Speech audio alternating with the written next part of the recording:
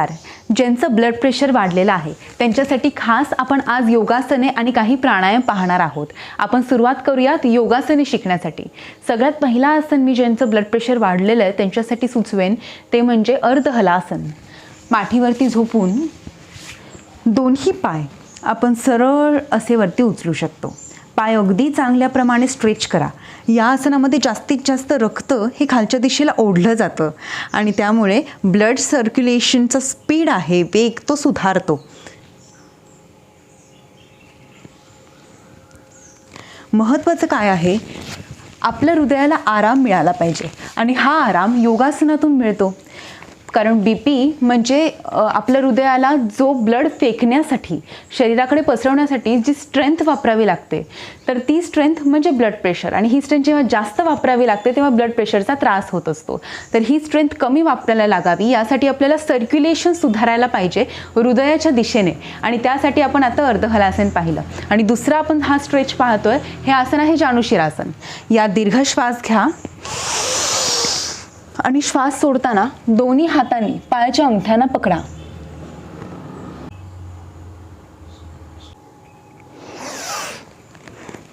हे आसन दोन्ही बाजूला करा. दोन्ही बाजूला 2-2 मिनिट या आसनामध्ये स्थिर राहा. आता पुढचं आसन आपण पाहूया, अधोमुख श्वानासन. या आसनामध्ये पहिले वज्रासनात बसायचे. इथून दोन्ही हात असे ठेवायचे, दोन्ही पाय सरळ करायचे. गुडघ्यातून पाय सरळ केल्यानंतर डोकं शक्य तितकं आतमध्ये खेचायचं.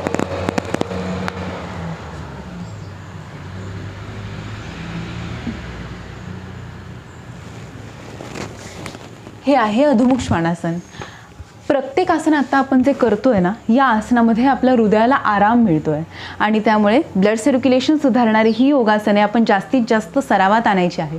पुढचं आसन आता आपण पाहूयात, कोणासन आणि पदहस्तासन. उभे राहू. पहिले पाय जोडायचे, त्यानंतर दीर्घ श्वास घ्यायचा आणि श्वास सोडताना असं वाकायचं. हेही आसन दोन्ही बाजूला आपण करायचं आहे आणि साधारण 1.5 ते 2 मिनिटे आपण या आसन स्थितीमध्ये थांबू शकतो. खरं तर सर्वच आसनं आपण या ब्लड प्रेशर असेल तरीही करू शकतो, पण प्रत्येक आसनामध्ये थोडासा कमी वेळ आपण होल्ड केला पाहिजे.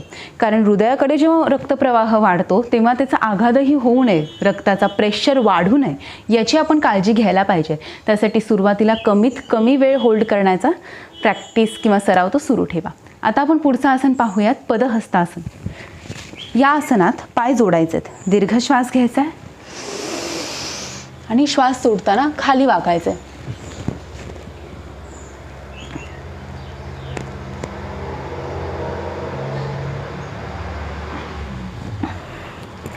मी या सर्व आसनांची अंतिम स्थिती तुम्हाला दाखवते, पण तुम्ही सरावात आणताना जर लवचिकता कमी असेल तर थोडंसं कमी स्ट्रेच दिला तरी काही हरकत नाही. आपल्याला झेपेल तितकाच आणि आपली लवचिकता जितकी आहे तितकाच स्ट्रेच आपण दिला पाहिजे. तर मी जेवढं ऑब्झर्वेशन केलं आहे ना, तर BP ज्यांना असतो त्यांचं वेट ऑलरेडी वाढलेलं असतं आणि वजन जेव्हा वाढतं तेव्हा असे ब्लड प्रेशरसारखे अनेक त्रास वाढत जातात. म्हणून ब्लड प्रेशरच्या मुळाशी जायचं असेल तर आपल्याला वजनाचा विचार केलाच पाहिजे. आणि वजन कमी करण्यासाठी आपल्याला काही धावण्याची एक्सरसाइज करता येणार नाही, कारण ब्लड प्रेशर हाय आहे. आणि म्हणूनच ही योगासने आणि वॉकिंग करायला पाहिजे. साधारणतः रोज तुम्ही सकाळी आणि संध्याकाळी अर्धा तास जरी वॉक केलात तरीही वजन कमी व्हायला मदत होईल. आणि त्यासोबत ही योगासने सुद्धा करायची आहेत. मी सजेस्ट करेन की सकाळी ही योगासने करा आणि संध्याकाळी सुद्धा रिपीट केलं तरी उत्तम होईल. पण तुम्हाला अगदीच वेळ नसेल तर दिवसभरातून एकदा तरी अर्धा-पाऊण तासासाठी ही योगासने आणि वॉकिंग करायलाच पाहिजे. आता पुढचं आसन आपण पाहूयात, पोटावर झोपून भुजंगासन. दोन्ही हात छातीजवळ घ्या, दीर्घ श्वास घ्या आणि श्वास सोडताना हात सरळ करा. यात मान मागे घ्या.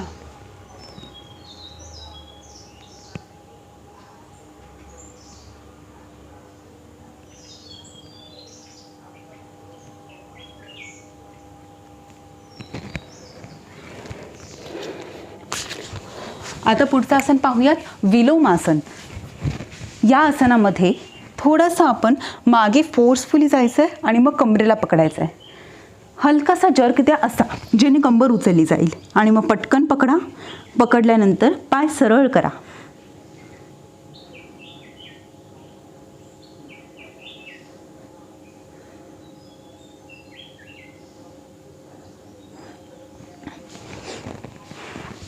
इथूनच मी आणखीन एक योगासन सांगते, जठर परिवर्तनासन.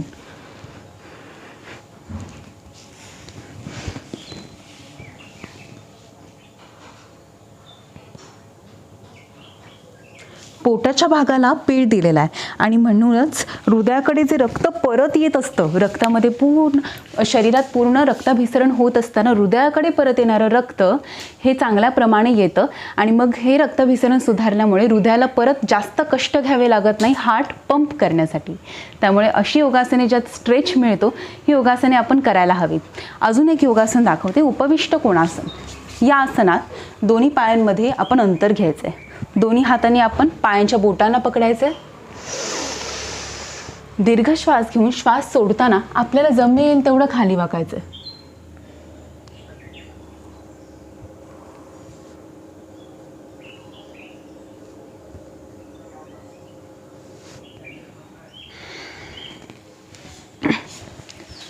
हृदयाला हे रक्त फेकण्यासाठी एवढा जोर का लावावा लागतो?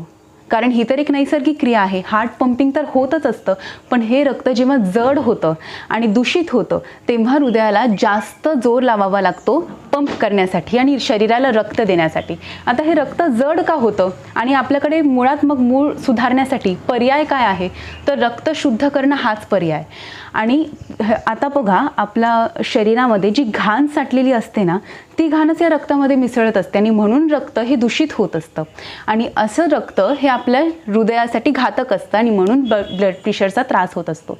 आपल्या घरात सिंटॅक्सची टाकी असते बघा, तर त्या टाकीमध्ये फक्त पाणीच फ्लो होत असतं, पण तरीसुद्धा काही महिन्यांच्या अंतराने आपल्याला ती टाकी धुवावी लागते.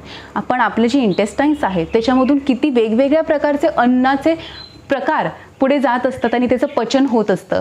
मग तिथे किती अन्नाचे वेगवेगळे घटक साठून राहिले असतील आणि असं जेव्हा मळ साठून राहतो तेव्हा रक्तवाहिन्या तर शरीराच्या प्रत्येक कानाकोपऱ्यापर्यंत पोचलेल्या आहेत. तर या रक्तवाहिन्यांमध्ये ही घाण उतरते आणि म्हणून रक्त दूषित होतं आणि असं दोष असलेलं रक्त आपल्या हृदयाला जेव्हा मिळतं तेव्हा ब्लड प्रेशरचा त्रास होतो आणि रक्त जड होतं. मग रक्ताला शुद्ध करण्यासाठी आपण पालेभाज्यांच्या रसाचं सेवन करू शकतो, तुळशीचा रस घेऊ शकतो, नारळाचं पाणी पिऊ शकतो. अनेक प्रकारच्या पालेभाज्या आहेत, पालकचा आपण ज्यूस करून पिऊ शकतो. तर अशा वेगवेगळ्या भाज्यांचा वापर करावा. जितकं होईल तितकं घरातलंच अन्नाचं आपण सेवन करायला पाहिजे. कारण जेव्हा बाहेरचं अन्न घेतो त्याच्यामध्ये जास्तीत जास्त स्पायसेस असतात आणि असं तिखट आणि असं अन्न पचायला जड असतं. आधीच न पचलेल्या घाणीमुळे हे ब्लड प्रेशर वाढलेलं आहे, मग त्याच्यात आपण अजून ही घाण साठवत जातो, तसं ब्लड प्रेशरचा त्रास वाढत जातो. आणि असं त्रास असताना आपण हृदयाला काय करतो, एक गोळी सकाळी आणि संध्याकाळी काही औषधं, असं औषधांनी आपण हृदयाला फक्त जसं आहे तिथे गप्प बसायला सांगतो. पण हृदयाला उत्तम आरोग्य लाभावं यासाठी मुळातून आपल्याला आहार आणि व्यायाम इथूनच सुधारणा करणं आवश्यक आहे. तसंच मिठाचं प्रमाण जरा आपण कमी करायला पाहिजे, कारण मीठ आपल्या शरीरामध्ये पाण्याला साठवून ठेवतं आणि पाणी युरिनद्वारे बाहेर जात नाही. तर हे पाणी जास्तीत जास्त साठून राहिल्यामुळे आपल्या रक्ताद्वारे ते वॉल्स असतात, आपले रक्तवाहिन्यांच्या आतल्या वॉल्स, तिथे पटापट फेकलं जात असतं. त्यामुळे वॉल डॅमेज होतात आणि हे डॅमेज झालेल्या वॉलच्या ठिकाणी प्लाक जमा होतात, म्हणजे कोलेस्ट्रॉल. आणि हे जमा झालं की पुन्हा रक्त हृदयाकडे येणं हे थांबतं आणि हृदयाकडे रक्त जर पोचलं नाही तर हार्ट स्ट्रोक येऊ शकतो. म्हणजे एवढंसं कारण असतं, साधं मीठसुद्धा कारणीभूत असू शकतं कार्डियक अटॅकसाठी. म्हणून आपण आहारावरती लक्ष द्यायला पाहिजे. तसंच असा आहार घ्या की जो घरात असेल आणि जो जिवंत आहार असेल. जिवंत आहार म्हणजे पालेभाज्या आहेत, फळं आहेत, सॅलेड्स आहेत आणि किती वेगवेगळ्या प्रकारचे आपण अन्नाचे पदार्थ आणि चमचमीत आणि चांगले पदार्थ जे आपल्या शरीरासाठी गरजेचे आहेत ते आपण घरी शिजवू शकतो. पण अशा वेळेस जेव्हा आपण बाहेरचे अन्नपदार्थ घेतो तेव्हा ते शरीराला सगळ्या बाजूने घातक असतं. म्हणून सगळ्यात पहिले मी सांगितलं वॉकिंग करा आणि तसंच दुसरं म्हणजे व्यायाम करा. आता अजून एक कारण असतं ते म्हणजे इन्सुलिन रेझिस्टन्स. इन्सुलिन रेझिस्टन्स म्हणजे पॅनक्रियाजमधून जो हॉर्मोन सिक्रीट होत असतो इन्सुलिन नावाचा, तो आपण खाल्लेल्या प्रत्येक पदार्थ पचवण्याचं काम करत असतो. आणि हा अन्नपदार्थ पचला म्हणजे कार्बोहायड्रेट्सचं रूपांतर हे शुगर म्हणजे ऊर्जेमध्ये झालं की मग आपल्याला ऊर्जा प्राप्त होत असते आणि शरीरातला प्रत्येक अवयव काम करत असतो. अशा रीतीने खाल्लेल्या अन्नाचं ऊर्जेमध्ये रूपांतर होत असतं. पण हा इन्सुलिनचा जो हॉर्मोन आहे तो पॅनक्रियाज सेक्रेट करत असतो आणि पॅनक्रियाजची एक वेळ ठरलेली असते. ती वेळ म्हणजे सूर्योदयापासून सूर्यास्तापर्यंत. नंतर जशी आपल्याला झोपेची गरज असते तसं आपल्या शरीरातल्या सर्व अवयवांना आरामाची गरज असते.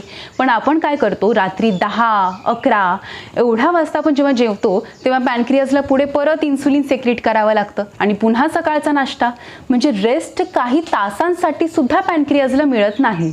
आणि ही रेस्ट जर मिळाली नाही तर पॅनक्रियाज इन्सुलिन सेक्रेटच करू शकणार नाही. आणि जरी सेक्रेट केलं तरी त्या इन्सुलिनमध्ये ताकद नसते कार्बोहायड्रेटला शुगरमध्ये रूपांतर करण्याची. 30, 35, 40 या वयापासून हळूहळू सर्व अवयवांचं कार्य मंदावत जात असतं आणि हे सर्व अवयवांमध्ये पॅनक्रियाज देखील येतो. पॅनक्रियाजचं जर कार्य मंदावलं तर इन्सुलिनचं प्रमाण सेक्रेट नीट होणार नाही आणि इन्सुलिनमध्ये ताकद नसणार कार्बोहायड्रेट्सला रूपांतरित करण्याची. आणि म्हणूनच आपण रात्री लेट जेवायचं नाही, शक्य आहे तितकं लवकर जेवा. आणि जर कधी उशीर होणार असेल तर रात्रीचं जेवण स्किप केलं तरी काही हरकत नाही, पण सूर्यास्ताच्या अगोदरच रात्रीचं जेवण घ्यायला पाहिजे आणि योग्य ती वेळ विश्रांती आपल्या सर्व अवयवांना दिली पाहिजे.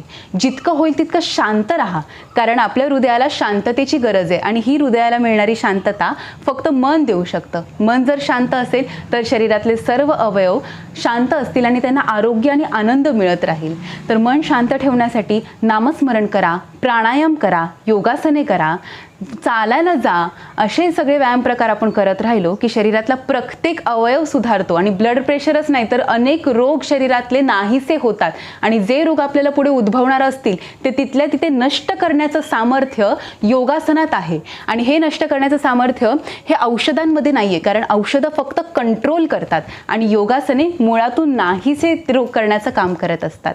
तर अशी ही योगासने आपण रोज करायची आहेत आणि काही प्राणायाम आपण आता लगेच पाहूयात आणि मग तुम्ही हे सगळं योगासन आणि प्राणायाम सरावात घ्यायला सुरुवात करा. आपण पाहतोय अनुलोम विलोम प्राणायाम. या प्राणायामामध्ये पहिले सरळ बसायचं आणि उजव्या हाताच्या अंगठ्याचा आणि अनामिकेचा वापर करायचा आहे. उजव्या हाताच्या अंगठ्याने उजवी नाकपुडी बंद करून डाव्या नाकपुडीने दीर्घ श्वास घ्यायचा आहे. डावी नाकपुडी बंद करून उजव्या नाकपुडीने श्वास सोडायचा आहे. आता उजव्या नाकपुडीने श्वास घ्या आणि डाव्या नाकपुडीने श्वास सोडा. अशी अल्टरनेट नॉस्ट्रल ब्रीदिंग करायची. दुसरा प्राणायाम पाहूयात, भ्रामरी प्राणायाम.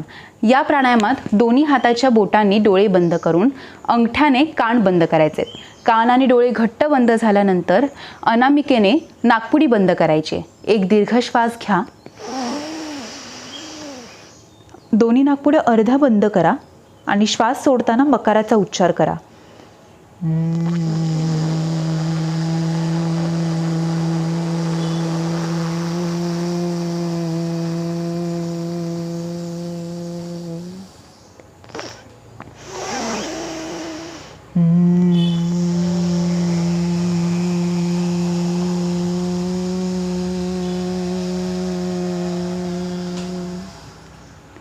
दोन्ही नाकपुड्या फक्त अर्ध्या दाबायच्या आहेत आणि श्वास घेतल्यानंतर दाबून हळूहळू श्वास सोडत असताना मकाराचा उच्चार करायचा आहे आणि कान आणि डोळे घट्ट बंद करून ठेवायचे आहेत. आणि हे दोन्ही प्राणायाम कमीत कमी 5-5 मिनिट करायचे आहेत आणि प्रत्येक योगासन कमीत कमी मिनिटभर आपण थांबायचं आहे. अजून एक पुढचा प्राणायाम आपण पाहूया, शीतकारी प्राणायाम. सरळ बसून दात असे बंद करून जीभ आपण टाळायला लावायची. जीभ पूर्णपणे फिरवून वरती टाळायला लावली की दात बंद करा. त्यानंतर दातांच्या फटीतून आपण दीर्घ श्वास घ्यायचा आहे. तोंड बंद करायचं आणि मग घेतलेला श्वास आपण नाकपुड्यांवाटे सोडून द्यायचा आहे.